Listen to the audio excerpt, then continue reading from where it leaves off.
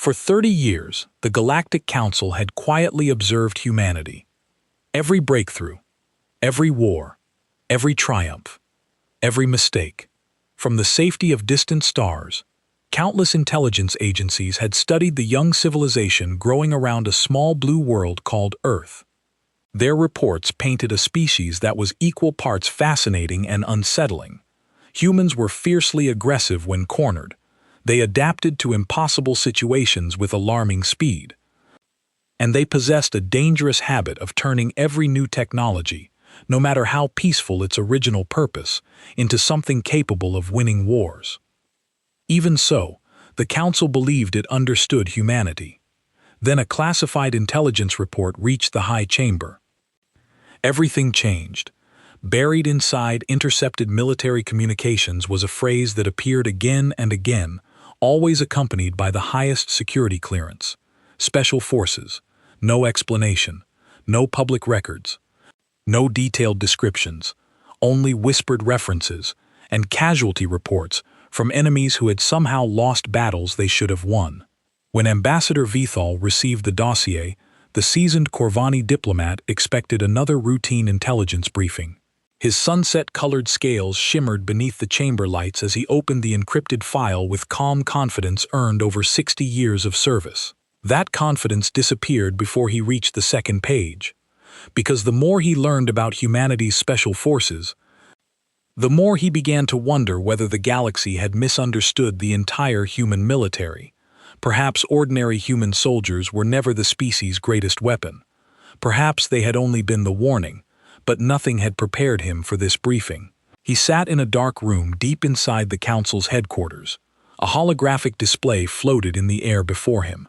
It showed footage that their spies had gathered from human military channels. The footage was broken and unclear in places, but what it showed was enough. Humans were moving through terrain that should have been impossible to cross. They operated in burning deserts, frozen mountains, and thick jungles that would kill most species. They did all of this with a calmness that seemed unnatural. They did not look afraid. They did not even look excited. They looked like they were simply doing their jobs. "What are we looking at?" Vithal asked. His voice was quiet. The intelligence officer was a Pelian named Dreth. Her people were known for being nervous, and today she was more nervous than usual. Her thin fingers tapped at her datapad as she spoke. "We believed that human soldiers were their warrior-class ambassador. We thought we understood their military. We were wrong. These are something else entirely. The humans call them by different names. Navy SEALs, Greenbirds, Delta, Rangers. We have compiled what little information we could find." The hologram changed. It showed training exercises that looked more like torture. Humans crawled through mud while explosions went off around them. They swam in freezing water until their lips turned blue. They marched for days without sleep, carrying heavy packs on their backs. Many of them collapsed. Many of them quit, but some of them kept going. "Their selection process eliminates most candidates," Dreth continued. "Out of every 100 who try, only a handful are chosen. And then the real training begins. It takes years, sometimes decades. By the time they are finished, these humans are capable of things that our best scientists cannot explain." Vithro watched the footage in silence.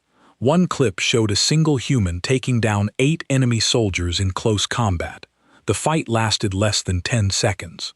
Another clip showed a small team moving through a building so quickly and quietly that the defenders did not even know they were there until it was too late. "How many of these special forces do the humans have?" Vithal asked. Dreth shook her head. "We do not know. They guard this information carefully. Our estimates range from 10,000 to 50,000 across their various branches. But Ambassador, even 100 of them would be enough to cause serious problems for any species in the galaxy." On the planet Earth, far from the worried discussions of the Galactic Council, a different kind of meeting was taking place. At a facility hidden in the forests of North Carolina, a man named Danny VGA had just finished his 5th hour of combat training. Danny was a sergeant, first class in the United States Army. He was 32 years old with short dark hair and eyes that had seen too much. He had been a Special Forces operator for 8 years now, In that time, he had completed more missions than he could count. He had been shot twice, stabbed once, and had broken more bones than he cared to remember. And still, he trained.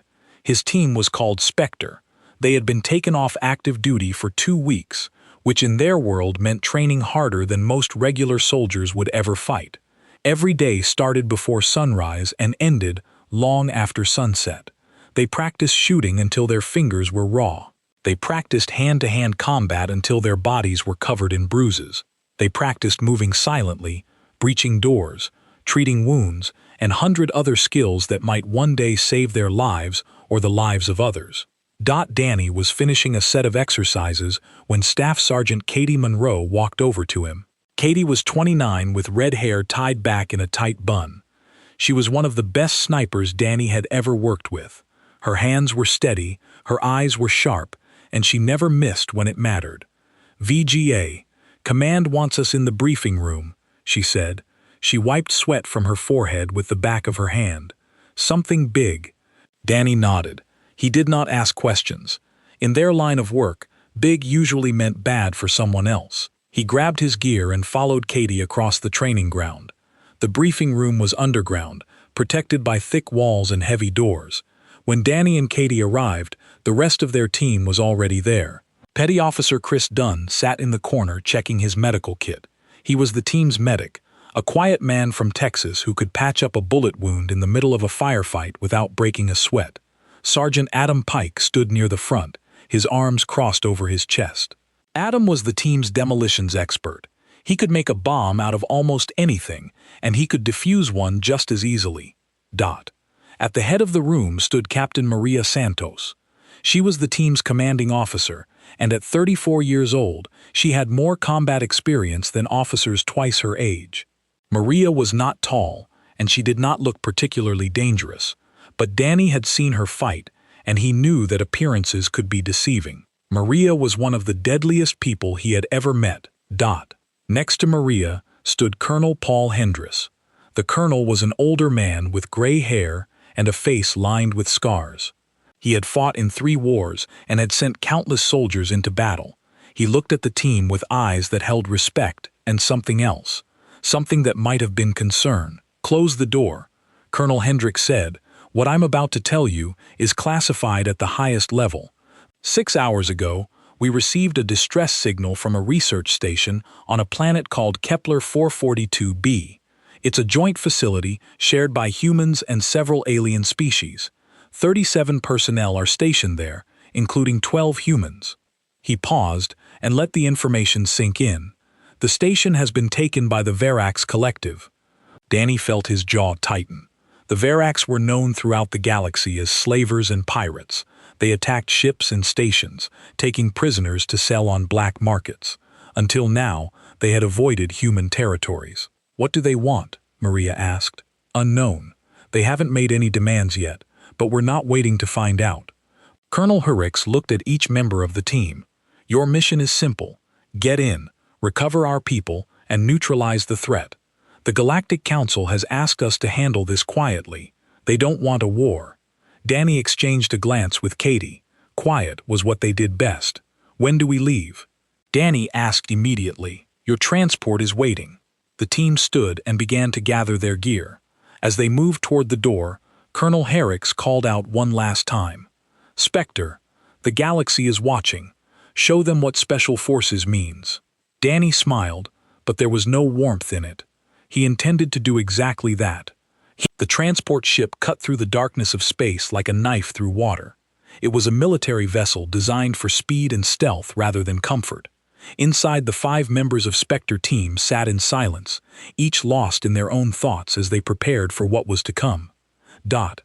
Danny VGA checked his rifle for the 3rd time. He knew it was perfect. He had cleaned and inspected it before they left Earth. But checking his weapon calmed his mind and helped him focus. It was a ritual, like a prayer before battle. Across from him, Katie Monroe studied the layout of the research station on a small tablet. Her eyes moved quickly over the blueprints, memorizing every corridor, every room, every possible hiding spot. She would be providing overwatch for the team, which meant she needed to know the station better than anyone. Chris Dunn organized his medical supplies in the careful, methodical way that he always did. Bandages in one pocket, painkillers in another, tools for surgery in a sealed case on his belt. He hoped he would not need any of it, but hope was not a strategy. He would be ready.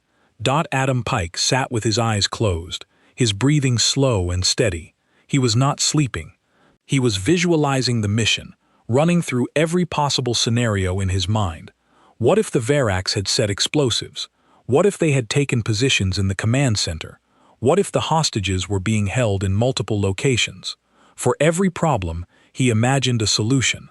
Captain Maria Santos stood at the front of the cabin, speaking quietly with the pilot. When she finished, she turned to face her team. "Listen up," she said. Her voice was calm, almost casual, as if she were discussing dinner plans rather than a life-or-death mission. "Here's what we know. Dvorak's hit the station hard and fast. They disabled communications within the first 5 minutes. We don't know how many hostiles we're dealing with, but based on their usual tactics, I'm estimating between 15 and 25. She tapped a button, and a holographic image of the station appeared in the center of the cabin. It was a large structure built on the surface of a rocky moon. Solar panels spread out from the main building like the wings of a bird. The station has 3 levels, Maria continued. Top level is administration and the command center. That's where the Verax leadership will be. Middle level is living quarters and the medical bay. That's probably where they're holding the hostages. Bottom level is engineering, storage, and the maintenance systems. She pointed to a small opening on the far side of the station. This is our entry point. Maintenance shaft on the dark side of the station. It's narrow and uncomfortable, but it's also unguarded. The Verax won't expect anyone to come in that way. And if they do, Danny asked, Maria smiled slightly. Then they'll learn why that was a mistake. She laid out the plan in simple terms. Katie would take position on a ridge overlooking the station. From there, she could see the main entrance and several windows. Her job was to provide cover and take out any targets that threatened the team. Danny and Chris would enter through the maintenance shaft and clear the bottom level before moving up to the middle level to find the hostages.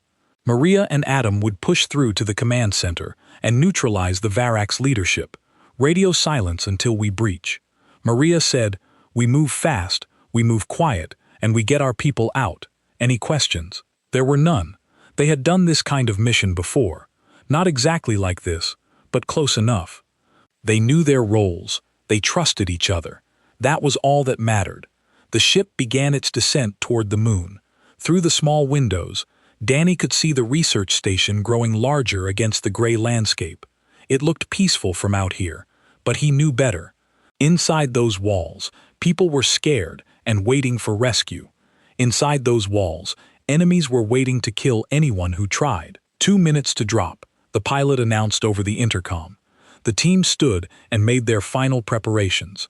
They checked their weapons one last time. They tested their communication devices. They tightened the straps on their armor and pulled on their helmets as they gathered near the rear hatch. Danny noticed something he had not seen before. 2 aliens were sitting at a corner of the cabin watching them with wide eyes. One was a Connie, with blue-gray scales. The other was a Pelion with pale skin and large nervous eyes. "Who are they?" Danny asked quietly. Maria glanced at the aliens and then back at Danny. "Council observers. They requested to monitor the mission. Command approved it." Danny frowned. Having outsiders on a mission was never ideal. But orders were orders. The Kavani observer leaned toward his companion and whispered something. Even without hearing the words, Danny could guess what he was saying.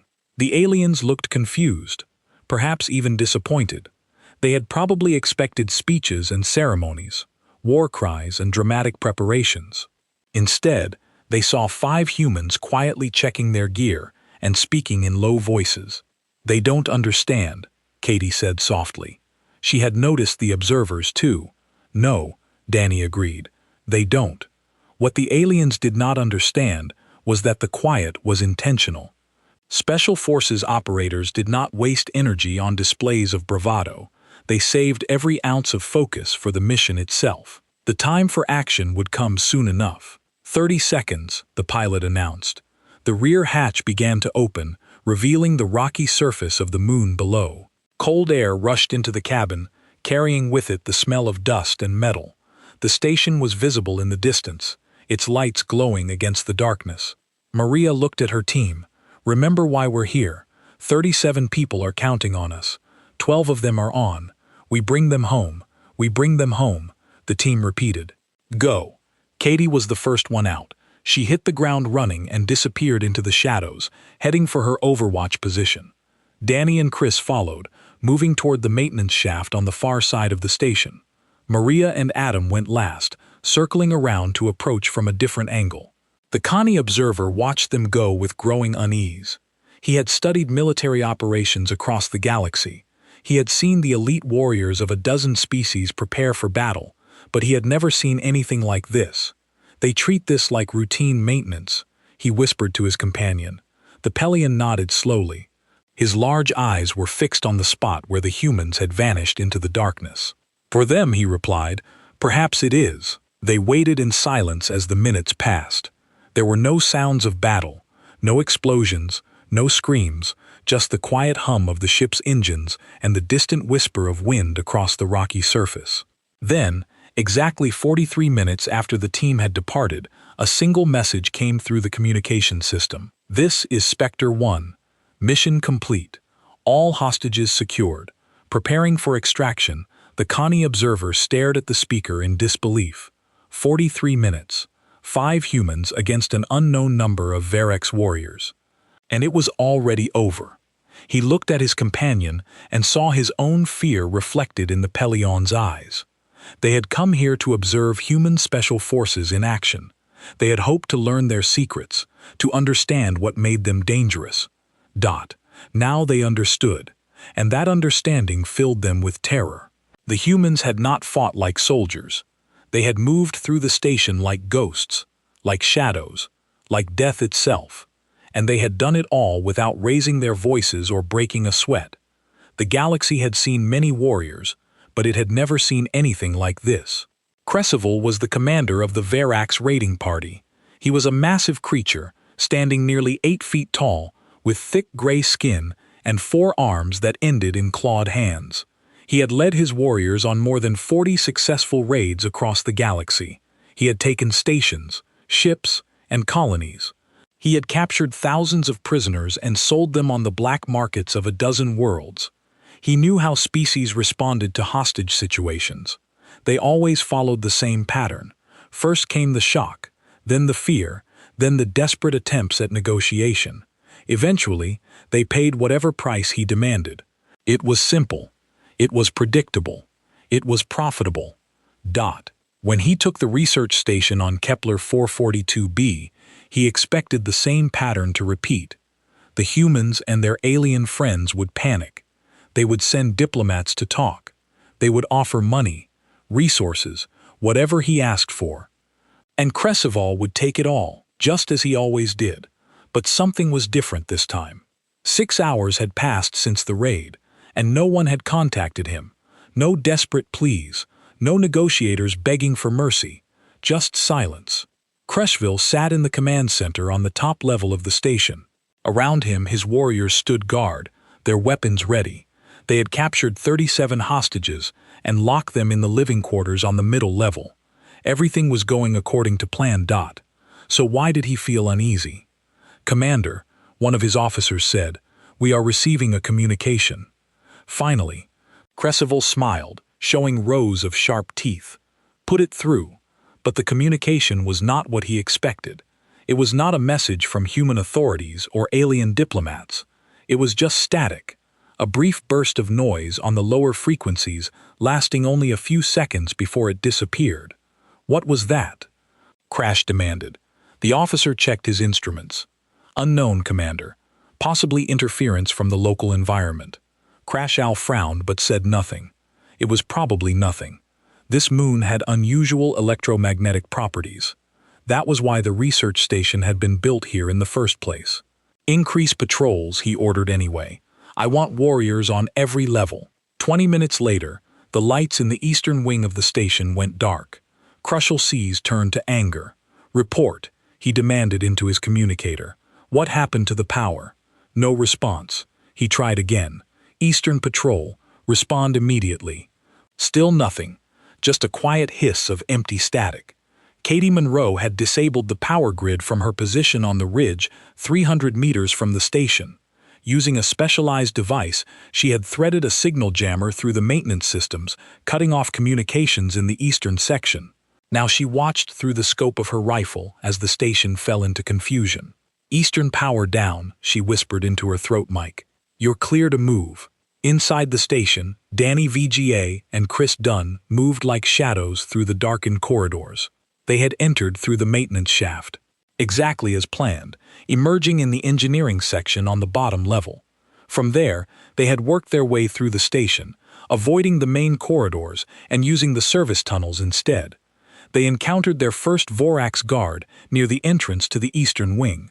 He was a young warrior, barely out of training, standing at his post with a weapon that looked too big for him. He was staring at his communicator, trying to figure out why it had stopped working. He never heard them coming.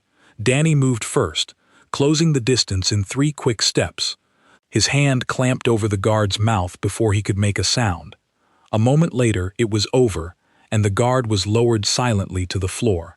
"Contact neutralized," Danny whispered. Moving to secondary objective, they continued through the station, dealing with guards one by one. Each encounter was quick, quiet, and efficient. The Verax never knew what hit them. By the time they reached the middle level, 7 enemy warriors had been eliminated. The hostages were being held in the main living quarters, just as Maria had predicted. 2 guards stood outside the door, talking to each other in low voices. They seemed nervous, though they did not know why. Danny and Chris took position on either side of the corridor. They exchanged a glance, counting down silently. 3, 2, 1 dot. They moved together, covering the distance in seconds. The first guard fell before he could raise his weapon. The second managed to turn around, his eyes widening in surprise before Chris brought him down. Dot. Danny approached the door and spoke quietly through it. "This is the United States military. We're here to get you out. Stay calm and stay quiet." A voice from inside, trembling with relief, answered. "We're here. We're all here. Please hurry. We will stay away from the door." While Chris secured the hostages, Danny moved to cover the corridor. He knew that their luck would not last forever. Sooner or later, someone would notice the guards were not responding. They needed to move fast. On the top level, Maria Santos and Adam Pike were already in position. They had entered through a ventilation shaft above the command center, moving so quietly that even the Vorax directly below them did not hear a thing. Maria counted the enemies through a small gap in the vent cover. 8 warriors, including Crushel himself. They were heavily armed, and several of them looked experienced. This would not be as easy as the lower levels. "Ready?" she whispered to Adam. He nodded, his hand resting on a small device. It was a flashbang grenade, designed to blind and disorient without causing permanent damage. It would give them a few precious seconds of advantage. "On my mark." 3, 2, 1 mark. The vent cover fell away, and Adam dropped the flashbang into the room below. There was a brilliant flash of light and a deafening bang. Maria and Adam followed immediately, dropping into the chaos with weapons raised. The first 2 Vorax fell before they knew what was happening. The third managed to raise his weapon, but Maria was faster. The 4th and 5th went down together, as Adam swept the room with precise controlled fire. Cresimo roared in fury and charged toward Maria, his massive arms swinging. He was fast for his size, faster than she had expected, but she had trained for this. She had trained for enemies bigger, stronger, and meaner than her. She knew how to use their strength against them. She dodged his first swing and struck in his knee. He stumbled. She moved behind him and struck again, this time at the back of his head. He fell forward, crashing to the floor.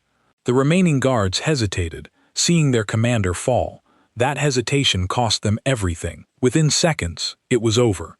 Maria stood over Crushable, her weapon pointed at his head. The mighty commander of the Verax raiding party lay at her feet, defeated and humiliated. "Mission complete," she said into her communicator. "Command center secured. All hostiles neutralized." The entire operation from breach to completion had taken 11 seconds. Down in the living quarters, the hostages were led to safety by Chris and Danny. They were shaken but unharmed. Some of them were crying with relief. Others simply stared at their rescuers with wide, disbelieving eyes. One of them, an older human scientist, grabbed Danny's arm. "How?" he asked. "There were so many of them. How did you do it?" Danny gently removed the man's hand and kept moving. "Just doing our job, sir." Outside, the alien observers watched the hostages emerge from the station. They counted them carefully. 37 hostages, all alive. 19 Ver, all neutralized. 5 human operators, not a single injury among them. The Kovani observer tried to speak, but no words came. He had witnessed to something that should have been impossible. He had seen the future of warfare, and it terrified him. The Pelion beside him finally found his voice. "We need to report this to the council immediately." The Kovani nodded slowly. Yes, they need to know. Everyone needs to know. They had hoped to understand human special forces. Instead, they had learned to fear them, and they knew with absolute certainty that they were not alone in that fear. The galaxy would never look at humanity the same way again. 3 years passed since the incident on Kepler 42b. In that time, the galaxy changed in ways that no one could have predicted. The Verax Collective, once one of the most feared raiding forces in known space, signed a non-aggression treaty with humanity. Their new leader, a warrior named Threxel, who had risen to power after Cresville's defeat, made the decision without consulting his war council. When his advisors protested, he silenced them with a single raised hand. "I watched the footage," he said, his voice heavy with something that might have been fear or might have been respect. "I watched 4 of them dismantle 19 of our best warriors, like it was a practice exercise. They weren't angry, they weren't scared, they were bored. I will not give them a reason to become interested in us." The treaty was signed the next day. Across the galaxy, other species began to take notice. Stories spread from station to station, from planet to planet, carried by traders and travelers and diplomats. Not official reports which were classified at the highest levels, but whispers, ties told in dark corners of cantas. Warnings shared between commanders who had heard things they could not verify but dared not ignore. The stories grew with each telling human soldiers who could survive in environments that would kill any other species. Warriors who trained in pain and fear until they no longer felt either. Operators who could move through any security system, bypass any defense, and eliminate any target without ever being seen. Some of the stories were exaggerated, some were not. The Galactic Council quietly updated their threat assessment for humanity. They did not change their evaluation of the human fleet, which remained modest by galactic standards. They did not upgrade their assessment of human technology, which was still considered merely adequate. Instead, they added a single line to the report, buried deep in the classified sections: Special Operations Capable. It was marked with the highest threat rating in Council history. On Earth, life continued as it always had. The public knew nothing of the secret war that their soldiers fought among the stars. They went to work, raised their families, and complained about traffic and weather. They had no idea that somewhere in the darkness, men and women were fighting to keep them safe. Captain Maria Santis retired 6 months after the Kepler mission. She was 35 years old, but her body felt decades older. The years of training and combat had taken their toll. Her knees ached when it rained. Her shoulders never quite felt right, and sometimes in the quiet hours of the night, she saw faces that she could not forget. She bought a small house in Montana, far from cities and crowds. She spent her mornings fishing in a stream behind her property, and her afternoons teaching survival courses to civilians who wanted to learn. She never spoke about her service, and no one ever asked. Once a journalist managed to track her down. He had heard rumors about a female Special Forces commander who had led an impossible mission on an alien world. He wanted the story. Maria met him on her front porch with a cup of coffee and a polite smile. "I appreciate your interest," she said, "but I have nothing to say. People deserve to know what their military is capable of." The journalist pressed. "They deserve to know the truth." Maria considered this for a moment. Then she said something that the journalist would never forget. People ask what makes special forces special. It's not the training, though that matters. It's not the equipment, though we had the best. It's that when everyone else runs from the fire, we run toward it. And when we get there, we're not the ones who burn. The journalist published the quote. Within a week, it is spread to 17 alien news networks. Within a month, it was being repeated in military meetings across the galaxy. Staff.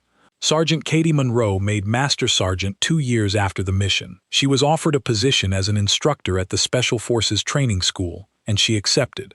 The recruits who passed through her program learned quickly that her quiet voice carried more weight than any shouted command. She was not cruel, but she was relentless. She pushed her students to their limits and then pushed them further. Those who quit were sent away without judgment. Those who remained were molded into something more than they had been before. I'm not here to make you comfortable, she told each new class. I'm here to make you capable. There are people out there who need saving. Your job is to be ready when that call comes. Chris Dunn surprised everyone by leaving the military and going to medical school. He graduated at the top of his class and became a trauma surgeon at a hospital in Houston. He specialized in gunshot wounds and other violent injuries, saving lives every day with the same steady hands that had once patched up soldiers in combat zones.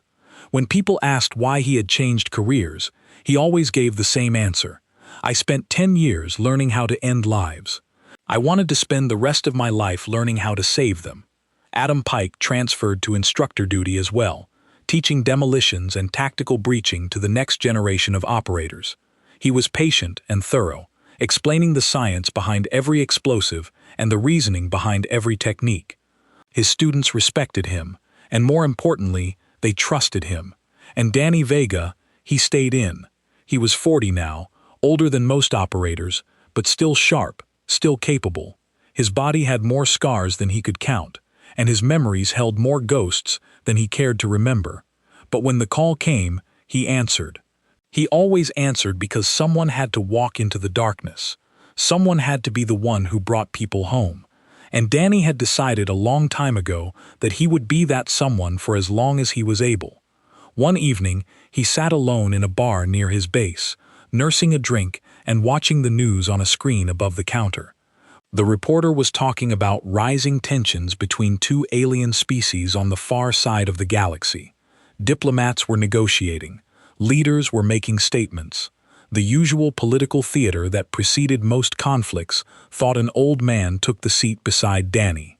He looked like a retired soldier with weathered skin and eyes that had seen too much. "You think there will be a war?" the old man asked, nodding toward the screen. Danny shrugged. Maybe, maybe not. Wars happen when people forget that violence has consequences. And when they remember, then maybe they think twice. Maybe they decide that negotiation is better than losing their best soldiers in 11 seconds. The old man studied Danny for a long moment. "You sound like you know something about that." Danny took a sip of his drink. "I know enough." They sat in comfortable silence for a while, watching the news cycle through its endless parade of crises and concerns. Finally, the old man spoke again. "I was in the service too, long time ago. Different kind of war, I figured. You ever regret it? The things you did, the things you saw?" Danny thought about the question. He thought about the missions he had completed, the people he had saved, the enemies he had defeated. He thought about the friends he had lost, and the innocents he had surrendered. "No," he said finally, "I regret that it was necessary, but I don't regret doing what needed to be done." The old man nodded slowly. "That's a good answer." He finished his drink and stood up to leave. At the door, he turned back. "Whatever you've done, wherever you've been, I hope you know that it mattered. People like you, the ones who walk into the darkness so the rest of us don't have to. You're the reason the rest of us can sleep at night." Danny raised his glass in acknowledgement. "Thank you." The old man was gone before Danny could say anything more. Outside, stars began to appear in the evening sky. Somewhere out there on distant worlds and in the cold void of space, the legend of human special forces continued to grow. Species who had never seen Earth whispered about the shadow warriors who could not be stopped. Enemies who had once considered attacking humanity changed their minds and chose diplomacy instead. And in training facilities across the planet, new generations of soldiers pushed themselves through hell, driven by the knowledge that one day they might be called upon to do the impossible. They were human special forces. They were the ones who walked into the darkness, and the galaxy hoped never to meet them. The report arrived at the Galactic Council headquarters 3 days after the mission on Kepler 442b. It was delivered in person by Ambassador Vithil, who had spent those 3 days trying to process what his observers had witnessed. The council chamber was a massive circular room at the heart of the station. Representatives from over 200 species sat in tiered rows that rose toward a due ceiling painted with stars. At the center of the room was a raised platform where speakers could address the assembly. Vithil stood on that platform now, feeling the weight of every eye upon him. He had given thousands of speeches in this room over his long career, but none of them had been as important as this one. "Distinguished members of the council," he began, his voice steady despite the fear that churned in his stomach. "I come before you today to discuss a matter of galactic security. 3 days ago, a joint research station on Kepler 442b was attacked by the Verax Collective. 37 personnel were taken hostage, including 12 humans." A murmur rippled through the chamber. The Verax were a known threat, but they had never been bold enough to attack a station with human personnel before. The human government was notified of the situation. Bethel continued. They requested permission to handle the rescue operation themselves. The council agreed on the condition that our observers be allowed to monitor the mission. He paused and looked around the chamber. Every representative was watching him with intense interest. "What our observers witnessed has fundamentally changed our understanding of human military capabilities." He activated a holographic display, and images began to appear in the air above the platform. They showed the research station, the terrain around it, and the positions of the Vorax forces. The Vorax had approximately 19 warriors holding the station. They were well armed and well positioned. By any standard military assessment, a rescue operation would require at least 50 soldiers and would result in significant casualties both among the rescuers and the hostages. He changed the display to show 5 figures moving through the darkness. The humans sent 5 operators. The murmur in the chamber grew louder. Several representatives leaned forward in their seats. These 5 individuals entered the station through a maintenance shaft on the far side of the structure. They moved through the facility without triggering a single alarm. They neutralized 19 enemy combatants in complete silence. They secured all 37 hostages without a single loss of life. The entire operation from insertion to extraction took 43 minutes. Vithal let the numbers sink in. Then he delivered the final detail, the actual combat portion of the mission. The engagement in the command center, where the Verax leadership was located, lasted 11 seconds. Silence fell over the chamber. For a long moment, no one spoke. Finally, a representative from the Deshan species raised her hand. "Ambassador Vithal, are you suggesting that 5 human soldiers defeated 19 Verax warriors in less than a minute?" "I am not suggesting it," Vithal replied. "I am stating it as fact. Our observers recorded the entire operation. The footage is available for review by any council member who wishes to see it." Another representative, a Corvani military commander named Threshin, stood up. "I have reviewed the footage. It is authentic. What Ambassador Vithal describes is exactly what occurred." "How is this possible?" the lesson asked. "What kind of soldiers can do such things?" Vithil took a deep breath. "They are not ordinary soldiers. The humans call them special forces. They represent the most elite warriors that humanity has to offer. They are selected from millions of candidates and trained for years, sometimes decades. They specialize in operations that conventional military forces cannot accomplish." He changed the display again, showing training footage that their intelligence had gathered. Humans crawling through mud, swimming in freezing water, marching for days without rest. "Our analysis suggests that these operators undergo training that would kill most members of other species. They are pushed to the absolute limits of physical and mental endurance. Those who survive emerge as something more than ordinary soldiers. They become weapons." The chamber erupted in conversation. Representatives argued with each other, debated the implications, demanded more information. Vathro waited patiently until the noise subsided. The council must decide how to respond to this information, he said. But I urge caution. The humans have not used these forces aggressively. They have used them only in defense of their own people. Perhaps it would be wise to ensure that situation continues. After the session ended, Vethal requested a private meeting with the human delegation. He was escorted to a small conference room where Ambassador Linda Cho was waiting for him. Linda was a retired general, a woman in her 60s with gray hair and sharp eyes. She had served in the human military for over 30 years before transitioning to diplomatic service. She understood war, and she understood peace. More importantly, she understood how to maintain the balance between them. "Ambassador Vethil," she said, gesturing to a chair across from her. "Please sit down. Would you like something to drink?" Vethal sat, but he declined the offer of refreshment. He was too unsettled for social niceties. "Your soldiers," he said carefully. "They are not normal military, are they?" Linda smiled slightly. It was not a threatening smile, but there was something knowing in it. "Every species has warriors, ambassador. We simply invest heavily in ours. The Kani have elite units. The Pelons have their Void Guard. The Dashians have their Blade Masters. But your people are different. The reports suggest they train for years, that they are selected for millions, and most do not survive the selection process." Something like that. Bethel leaned forward. "Why? Why create such weapons? You humans are not a conquering species. You have shown no desire to expand aggressively into the galaxy. So why do you need soldiers who can do what yours can do?" Linda was quiet for a moment, considering her answer. When she spoke, her voice was soft but firm. "Ambassador, humanity has a complicated history. For thousands of years, we fought each other, tribe against tribe, nation against nation.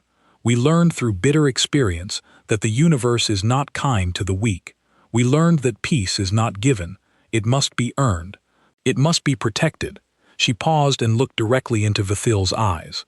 "We created special forces because sometimes the universe sends problems that cannot be solved with diplomacy or technology or superior numbers. Sometimes you need people who will walk into the darkness and bring your people back. People who will do the hard things, the terrible things, so that others do not have to, and the cost." Vothol asked, "What does it cost your society to create such individuals?" "More than most people know. These men and women sacrifice everything, their youth, their health, sometimes their sanity. They carry burdens that would crush ordinary people, and they do it willingly because they believe in something greater than themselves." Vethal sat back in his chair. He was beginning to understand. "You do not create these soldiers to threaten others. You create them to protect your own." "Yes, and we hope that we never have to use them. But when we do, we want the galaxy to know that threatening humanity has consequences. I think the galaxy understands that now." Lyndon nodded. "Good. Then perhaps fewer of our people will need rescuing in the future." On the transport ship heading back to Earth, Danny Vega sat in the cargo bay cleaning his rifle. It was a familiar ritual, one that helped him decompress after a mission. The mechanical motions calmed his mind and let him process everything that had happened. Katie Monroe took a seat beside him. She looked tired but satisfied. "The council observers," she said. "They looked terrified when we got back." Danny did not look up from his weapon. "Good. You think they'll spread the word? Tell the rest of the galaxy what they saw." "That's the point, isn't it?" Danny finished reassembling his rifle and set it aside. "Make enough noise in the shadows, and fewer people want to step into them." Katie considered this. "So we're not just soldiers. We're a message. We're whatever we need to be." Danny finally looked at her. His eyes were hard, but not unkind. "Today we were rescuers. Yesterday we were shadows. Tomorrow who knows? But as long as there are people who threaten our own, there will be people like us to stop them." Katie nodded slowly. She understood. They all did. It was why they had volunteered for this life. It was why they endured the training, the pain, the sacrifice, because someone had to walk into the darkness, and they had chosen to be the ones who did.